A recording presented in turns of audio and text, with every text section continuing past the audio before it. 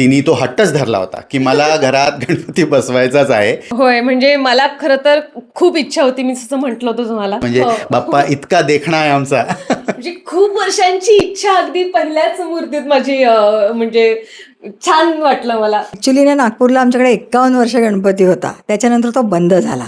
मुलींनी US मध्ये सुरू केला, पण माझी इच्छा होती की माझ्या सुनेनी हे जर चालू ठेवलं तर मला फार आनंद होईल. रणजीतचा बाबा आम्ही नॅचरली मिस करतो, संजय जोग जे रामायणातले भरत होते. खूप मिस करतो. ऑब्व्हियसली ते असते ते एक वेगळीच मजा राहिली असती. म्हणजे आजही जसं आता तुम्ही हा प्रश्न विचारला, बघितलं गेलं तर बाबांना जाऊन 30 वर्ष झाली आहेत किमान. तरीसुद्धा लोकांच्या मनात त्यांच्या म्हणजे मेमरीज इतक्या फ्रेश आहेत की त्याच्यावरनं तुम्ही विचार करू शकता की आम्ही त्यांना किती, जेव्हा लोक एवढे मिस करतात तर घरचे कसे विसरू शकतील. एक डिफरंट पर्सनॅलिटी होती ती. ते असते तर त्यांना खूप कौतुक वाटलं असतं की माझा मुलगा आणि सून त्याच क्षेत्रात काम करतायत.